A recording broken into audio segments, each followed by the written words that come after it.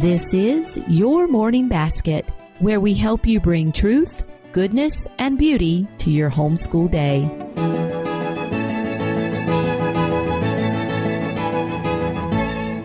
Hi, everyone, and welcome to episode 15 of the Your Morning Basket podcast. I'm Pam Barnhill, your host, and I'm so happy that you're joining me here today. Well, one of the questions we get asked a lot here at Your Morning Basket is about toddlers. What to do with you're trying to do morning time with all of those toddlers running about. Now, most of the time we get asked that question when mom has a few older kids and she's trying to get morning time done with those older kids, and the toddlers might be causing a bit of a toddlerish ruckus. Well, sometimes, though, we get that question when the toddlers are the only group of people in the room. What do you do for morning time when all of your children are ages 5 and under? And we have a podcast episode devoted just to that today. For those moms who are wanting to start morning time when they have very young children, and that's it in the mix. So we have a wonderful guest today. Her name is Celeste Cruz, and she has been doing morning time with her kids for about 5 years now. And she started out when her oldest two were just 5 years old. Today, she's looking back for us and telling us all about what morning time was like when it was just those little guys. It's a great episode. I think you're really going to enjoy it. So let's get started.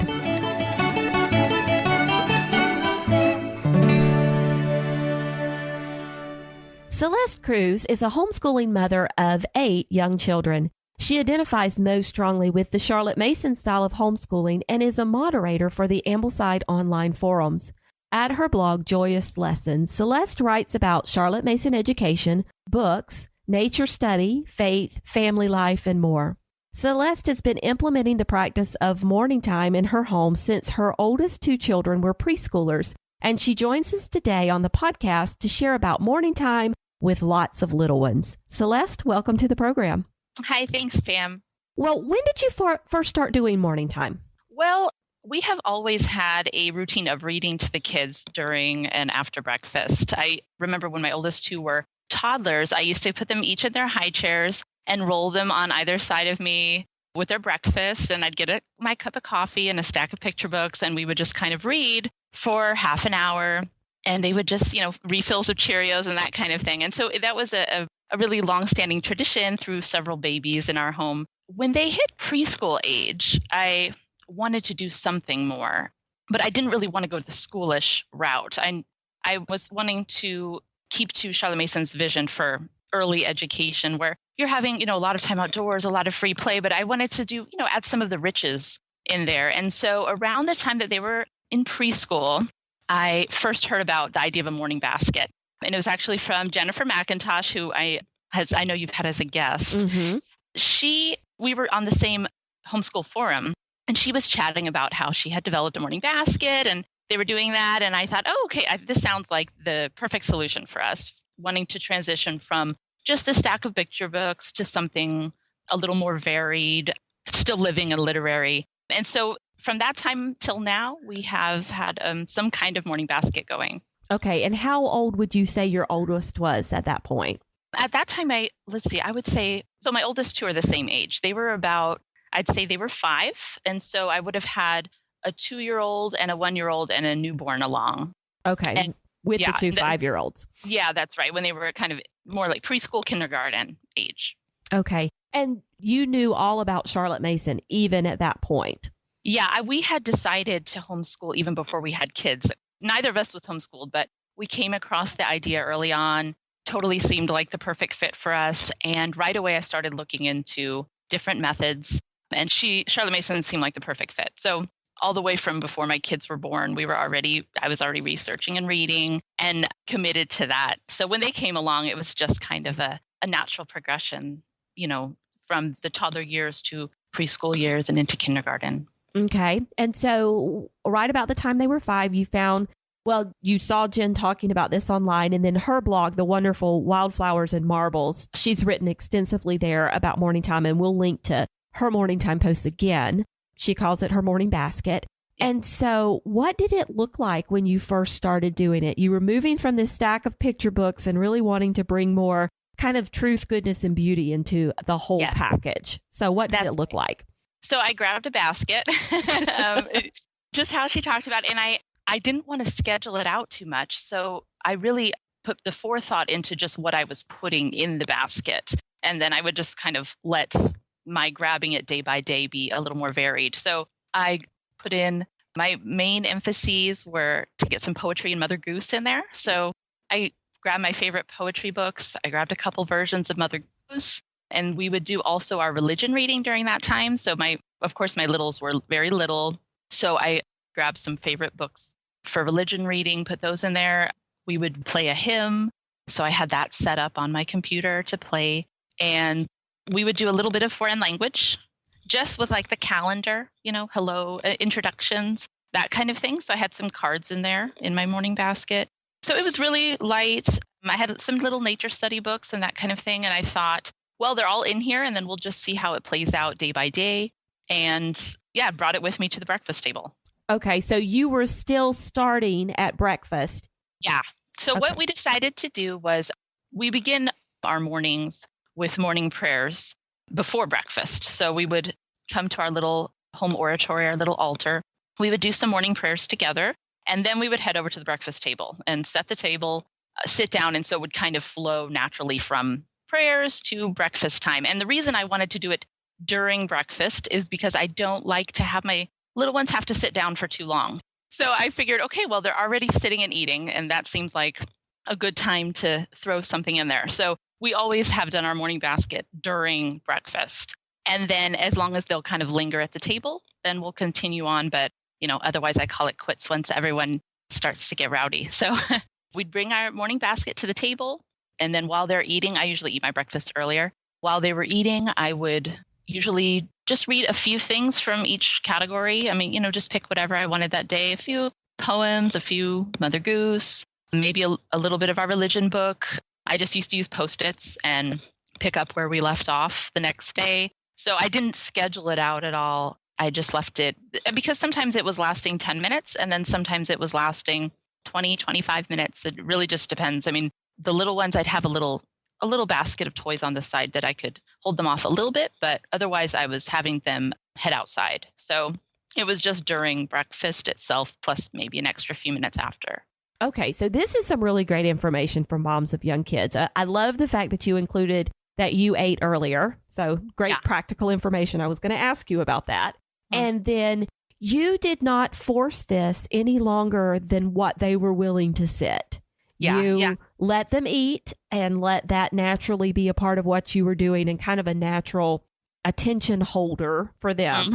And then you would push it just a little bit farther. But once they started losing interest, climbing down, getting loud, that was just it. You let it naturally be done for the day. Yeah. I mean, you would think with having this many kids that I would be immune to noise, but I'm not. Not at all. So as soon as, it starts to get a little bit too loud, then I pack it up. I would pack it up for the day, and that would be that. And I think they did naturally lengthen their attention a little, but I wasn't really concerned about developing that at all. I mean, it was just as it falls out day by day. And my real main goal in those early years is to get them outside, get them lots of free time, lots of play together, imaginative play and that kind of thing. I didn't want to take up too much time with kind of the sitting still reading portion of things. So I wanted to take advantage of those natural breaks for meals, and breakfast was kind of the perfect spot to throw in something, a little more literary. Right. Well, and I've gone back and forth, I think, with Brandy and maybe even Misty as well, talking about the Charlotte Mason's habit of attention is morning time a good place to work on that, especially if you're letting them do something else while you're reading. And so that was not your intention at all at that point. Yeah, I think that's just something that naturally develops the habit of attention will naturally develop over the course of a year or 2 years of doing this, just little bits at a time. I think stopping when their attention goes is really important for developing the habit of attention, because you don't want them to get in the habit of giving half attention all the time. I mean, I'm not talking about toddlers, of course, but when you're aiming at your oldest kids in that period when you have all little ones, allowing them to go on to what they need to do, what their work is as little kids, which is play, allowing them to do that at the time that their attention naturally wanes. Right. Yeah, that's a great tip.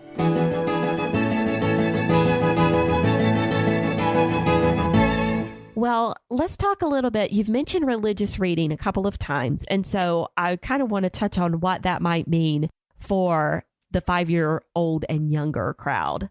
You're not talking theology tomes or anything. No, here. Not at all. Not at all. We would do a little Bible reading. And at that time, I liked using the Father Lavastic Picture Bible. Do a little bit of reading out of that. He has it naturally broken up into stories. So that's useful. You can kind of do one story in a sitting. I mean, it's not too long. And we would also, I love the books from Newman Press.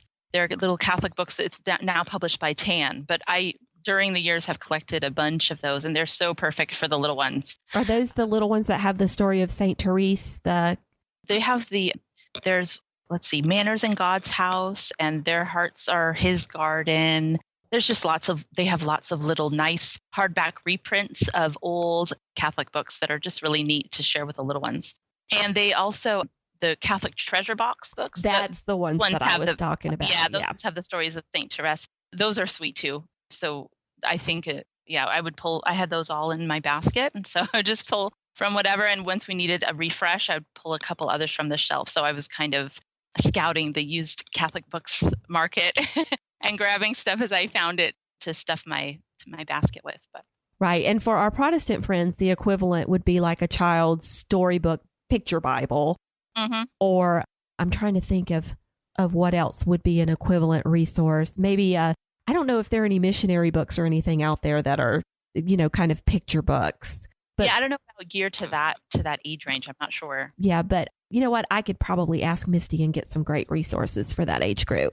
Yeah. So, but very much not thick theology books of any kind, but just picture books on their level, those kinds of things.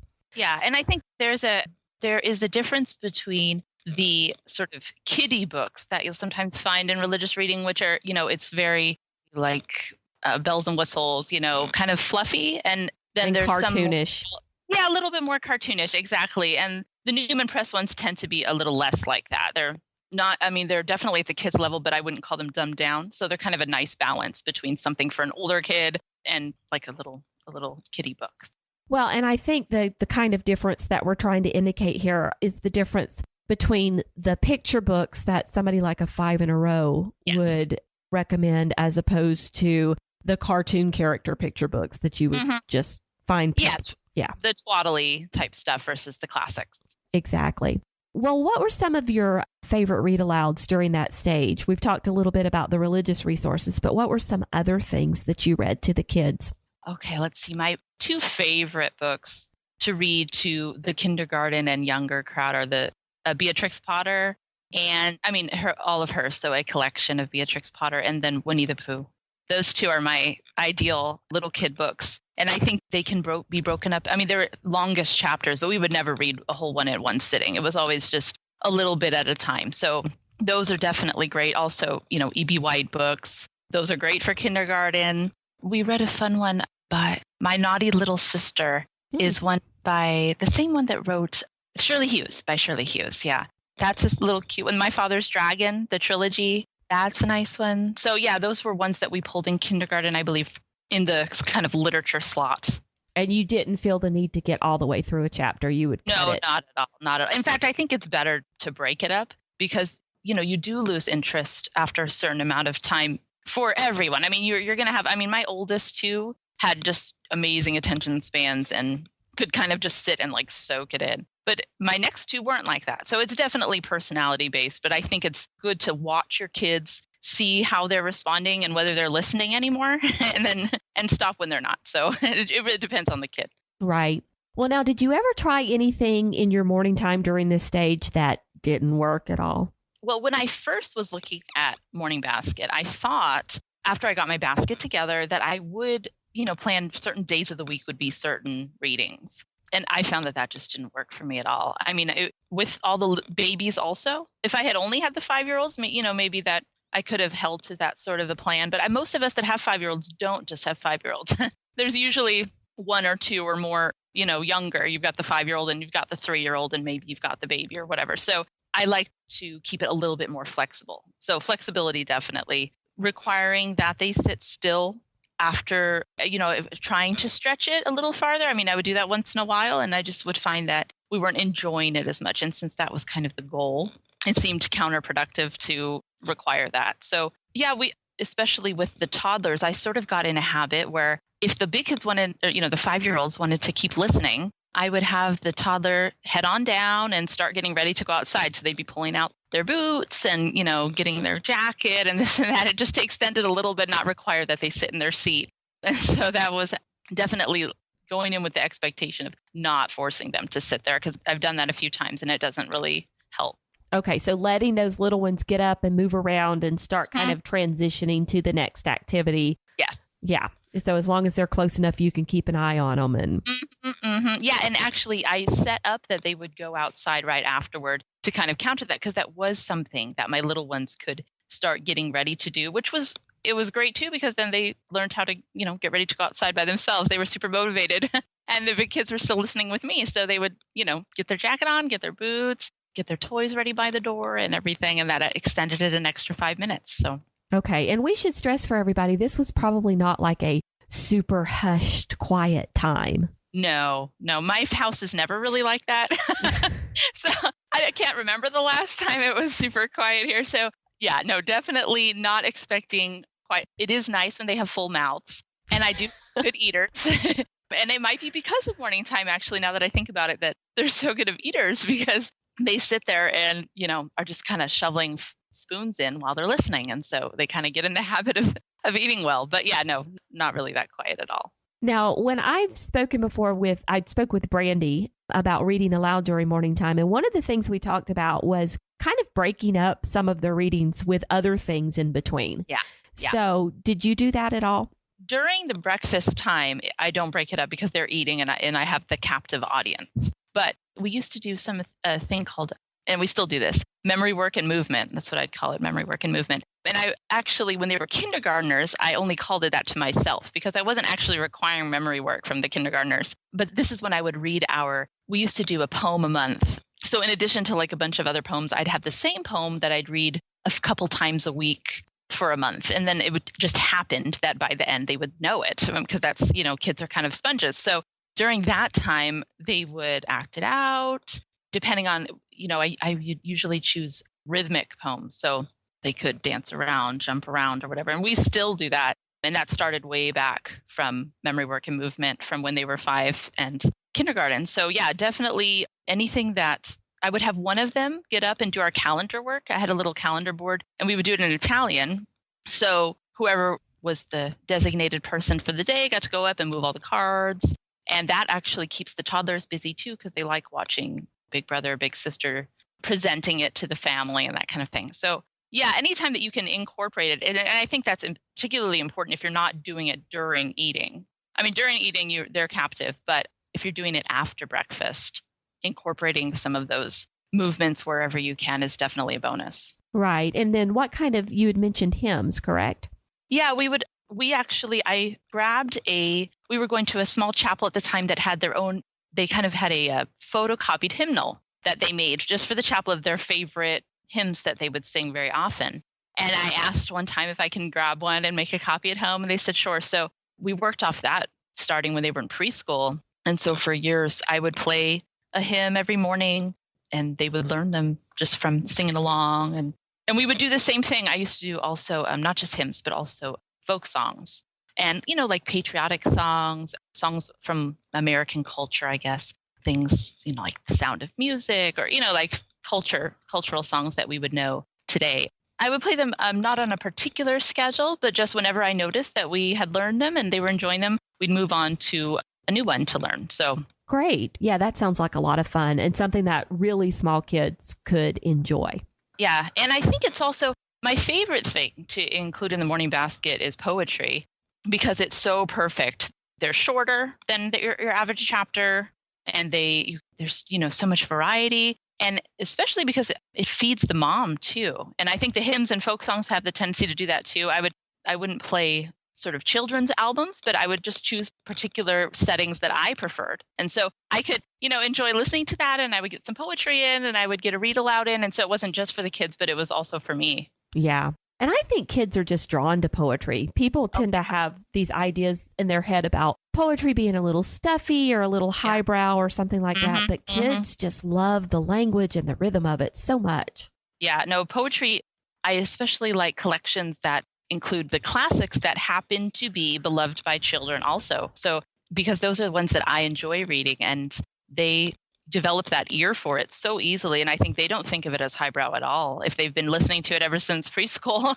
they think it's just a natural part of your day. So, and it's just so pleasurable and delightful.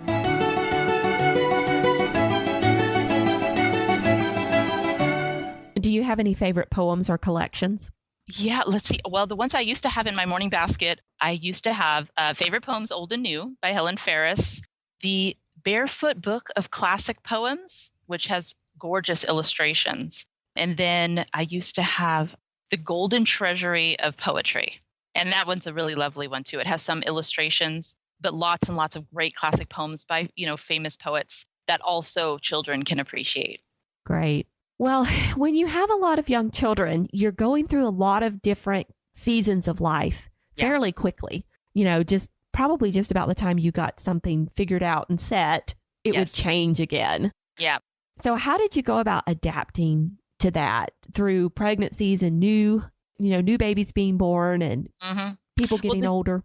The morning basket was one of the things that we didn't change that much in our day, because even when I was, had a new baby and I was sitting on the sofa, the kids would bring the morning basket to me and I could do it straight from the sofa, as opposed to some of, if we were doing more traditional schooling at those ages, it would have been slightly harder to keep up, in terms of correcting workbooks and teaching the math lesson and that kind of thing. The basket was just nice because it could be done from wherever, and it only takes a few minutes a day, but I felt like we were getting in some beauty into our day. So the thing that would really change is just how long we spent on it based on which kids were in the house, which little ones were at the table, and how many toddlers there were and how many babies there were, and, who needed to be fed and who needed to be changed and that kind of thing. So it was less what I would put in there and more how long we would spend on it in a given day. Okay. Well, what do you think was your biggest challenge with doing morning time with, 4-5 kids, 5 and under? Definitely my biggest challenge is that I would love to spend more time on it once I get going. I enjoy reading aloud and, appreciate the selections. And there'll always be a couple kids who are still in it, they're like, yeah, keep going. And, then there's also a couple kids that are breaking down. And so I always feel like I have to play to the lowest denominator in that sense.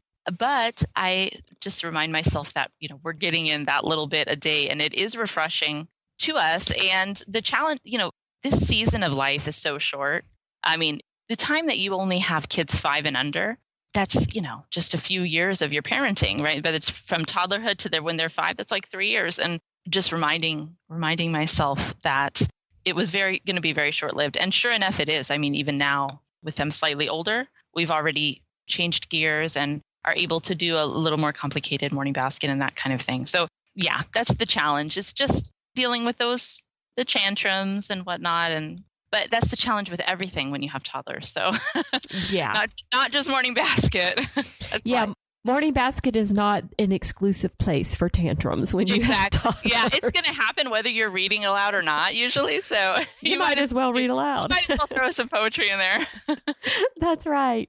Well, let's talk about how morning time how you saw it bearing fruit, even when your kids were very young. What were some things that you saw as a result of your morning time in your children? Definitely children that have a taste for those riches, a taste for language, a taste for beautiful music, a taste for rhyme. I think those firstborn affinities, Charlotte Mason calls them, they happen really early. And once they're there, you can draw on those over the whole course of their life. So definitely I would notice that they would, the kids would make so many connections with the readings that we would have and take those, for example, like we'd read about the Be Loud Glade, Yeats. And, then outside that afternoon, they'd be playing under the hibiscus tree and come in and say, hey, it's the Be Loud Glade, and you're like, okay, mom win, right? But it's really, it's for them, it's those connections start forming through those riches that are in the morning basket. So I would see those fruits, within weeks, within months, and they just keep getting deeper and deeper as the kids get older. So you're not only forming that taste for the future, but you're also enjoying the finer things today, the little kids. It's not just like, oh, well, how is this going to affect them later on? And how's it going to help them? It's what they're enjoying even right now. I felt like I was adding to their experience of beauty in the world. And when can you feel like that when you're a mom with a bunch of little kids? And, it's not like you're taking a lot of time and reading and doing lots of study and stuff. No, you're in the thick of it. And feeling like you're bringing beauty into the world and sharing that with your kids is really a great experience. So the fruit for them is developing that taste for those things. And, the fruit for me would be appreciating them myself and feeling like I was accomplishing something beautiful every day. And we hope that that's what's happening in homeschooling all the time. So, that's the morning basket is a great place to kind of feel like you're getting that done. Right. And it's hard when you have a lot of really little kids because a lot of parts of your day is smeared food and potty training, and it just doesn't seem beautiful at all. That's right. That's why these kind of like little moments and spaces in your day can make such a difference in terms of how burned out you get. And I think that would also be the case if I was filling that. Like, say I had that 20-minute slot and instead I filled it with, oh, well, we should really start school. They're in kindergarten. I'm going to get some workbooks and we're going to do a math lesson and this and that. I'm not saying that reading skills and math aren't important, but when, you're not going to have the same results as you would, of that feeling of beauty from those kinds of things. So I was glad that we were able to wait on those a little bit and start off with kind of a gentle introduction to the liberal arts instead. To me, it was a highlight. And I think for them, it's borne a lot of fruit over the years. Well, let's dig deeper into that for just a little bit. So you're basically saying that when you had those 2 5-year-olds, morning basket and outside time, that was pretty much it. You didn't start the skill building with things like phonics or mathematics until they were 6? Yes, at age 6, we did history and science, and we started bringing in a more structured workload. But the years before that, Charlotte Mason says something about letting the child lay fallow for the first 6 years, and meaning making their own connections and spending a lot of time just making like physical connections with the natural world and with each other and learning things on their own and, sort of soaking up that. And I think I will say my 2 oldest were already reading at that time, just on their own, but we didn't do any reading instruction. My next one wasn't. She's just starting reading now and she's 7. And we didn't do any reading instruction before 6. So we would do some math games when they wanted it during nap time, or instead we would do art. So definitely no particular schoolish structure. The emphases were morning basket, time outside, and free play. And I don't regret that at all because I feel like that just set the tone for our whole homeschool journey. Those years are, they're so little. The kids, they're so little. They seem, especially when it's your oldest, they seem like they're so much older and it's like, oh, well, they should be starting school. But they're really so little still. And just watching them develop on their own over those early years is really a delight. So you provided this great environment for them. And that's what you hope, Yeah. And looking back now, you just said no regrets. So you're very happy with how you did it. Yeah, and I'm doing that still with my current kindergartner it's just that the ones after them are easier because you already have a morning basket in place. And so they're just sitting in and enjoying all those riches that you already have going with your older kids. So it's really the first ones that are the trailblazers and that you're figuring out what you want your homeschool to look like, The younger ones are a little easier. Right. Well, let's talk a little bit about if there's a mom out there and she has only young children, let's say all under the age of 6, and she wants to implement morning time, and maybe she's a little hesitant or she maybe even feeling a little frustrated and discouraged. Yeah.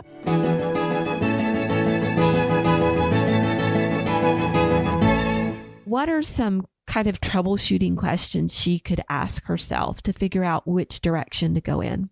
Yeah, I would say first, what are my expectations? So I would say, are my expectations too high? But I'm not sure that's really the right method, the right term, I guess, the way to word it. Because when we're thinking about our expectations for morning basket, in the Charlotte Mason philosophy, I'd be thinking, okay, what my expectation is that I'm going to lay a feast and my kids are going to take what they want from it and what they need from it through the inspiration of the Holy Ghost. And that doesn't sound, lower my expectation. That seems like really high expectations. But the great thing is that it's the kind of expectation that you can find peace in, because it doesn't rely on how much you're getting done and, how many pages you get through and that kind of thing. So I would say, do I need to adjust my expectations? Am I being realistic about the stage of life I'm in and what we can do? If your kids are finishing breakfast in like 3 minutes and running out the door, then maybe morning isn't the best time to do it. Is there another place or another time that you can do a morning basket and that they'll be more receptive?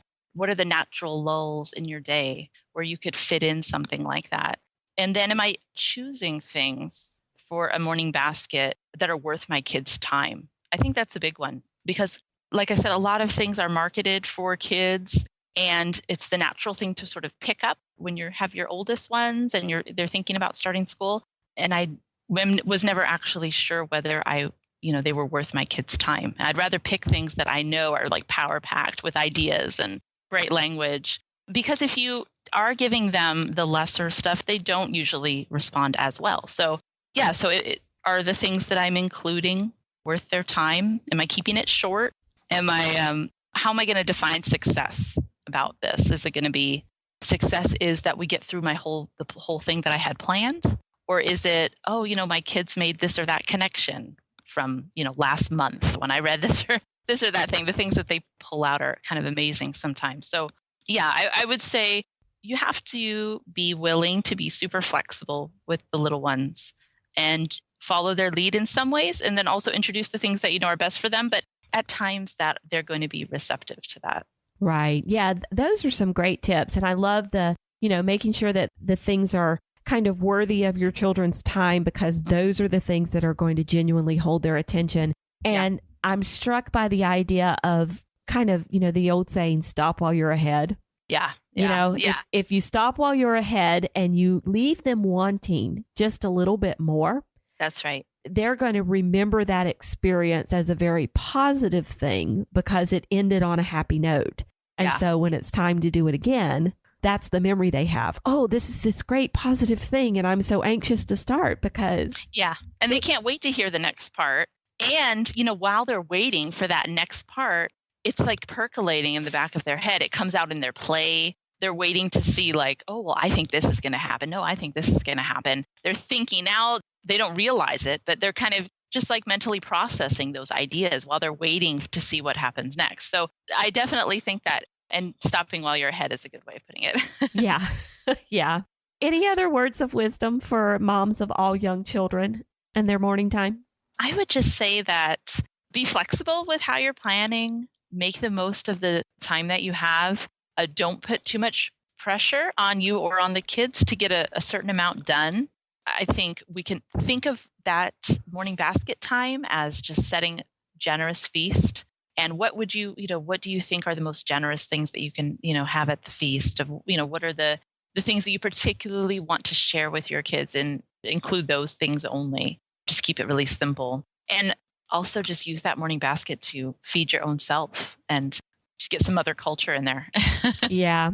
Well, and I think another important thing to think about too, for moms who are kind of embarking on this journey with young children, is you have years ahead of you to do everything. And so Shakespeare does not have to be done with a 6-year-old. It's probably better not done with a 6-year-old. Yeah. There's time. There's so much time. And, the good way of coming at it would be if you think of it as you're the one praying and you're bringing your kids along for that. And you're the one, reading poems and you're bringing your kids along for that. And you're the one listening to the hymns and you're bringing kids along for that. I think that they see you enjoying it. You're getting something out of it. You're developing your own tastes. Because I know a lot of us come to homeschooling feeling, like we're kind of adrift. Like, well, I didn't do any of this when I was growing up and my, education was lacking. And so you're kind of developing your own tastes at the same time. And your kids are sitting in on that and having their own experience of it. Yeah, that's a great way to look at it. I like that. So, well, Celeste, how has your morning time changed since way back then? Because we're talking about a period of time now that was about 4 years ago for you? Yeah, that's right. My oldest kids are 9 now. Yeah, it's changed quite a bit in the sense that I would say we still hit usually the same topic areas. I do aim mostly for my older kids, but I try to include the things in Morning Basket now that they're not going to be narrating. So they're kind of extra readings that we do and that I think the whole family can benefit from. So now we'll have things like a little bit of geography reading in there, a little nature study reading, some of the content areas that I wasn't necessarily doing with my kindergarteners. I've now brought into that. And so my little ones now they're listening in and following along with us. But yeah, it's a little different from when we just did the little ones. We do more memory work, not the little ones, but they sit in and listen to the older kids doing that.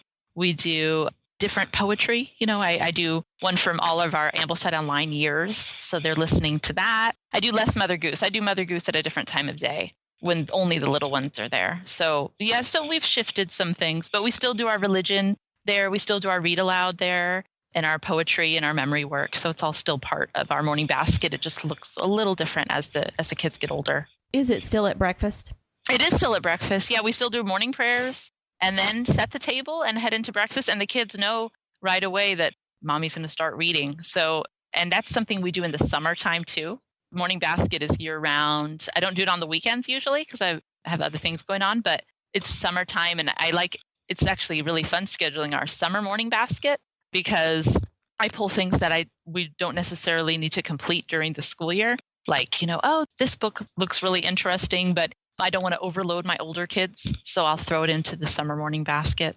And I pull in Mother Goose during summer. Some of the things for the little ones I'll do during summer. So yeah, it's just a year-round thing and has been going on all along. That's great. Well, Celeste, thank you so much for coming on and telling us about morning time with little guys. Thank you. Tell everybody where they can find you online. Yeah, I blog at joyouslessons.blogspot.com. All right. Well, we really do appreciate it. Thank you, Pam. And there you have it. Well, for today's basket bonus, what we have for you is a printable sheet with two different things on it. First of all, we've pulled some of Celeste's best tips for doing a morning time with just young children. And we've put them on this printable for you to print out, keep in your morning time binder, and remind you of those helpful troubleshooting things to keep in mind as you're beginning to work through a morning time with just young kids. The second thing we've put on that sheet for you is a printable book list of some favorite books for reading with young children. Now, these are those beautiful, rich books that have quality stories in them that are going to appeal to your children over and over again. So if you sometimes wonder, hey, where can I find those really great selections that they've been talking about, we've made this list just for you. Now, to get the basket bonus for this episode or any of the other resources that Celeste and I talked about today, you can head on over to the show notes for this episode. That is at edsnapshots.com/YMB15. There you can get the basket bonus. You can find links to the books online that we talked about, and you can also get a link to Celeste's blog and the other things that we chatted about today. And thank you very much for joining us here today on the Your Morning Basket podcast. I hope that you found this episode a blessing to you, and we'll be back again in a couple of weeks with another great podcast episode all about morning time. Until then, keep seeking truth, goodness, and beauty in your homeschool day.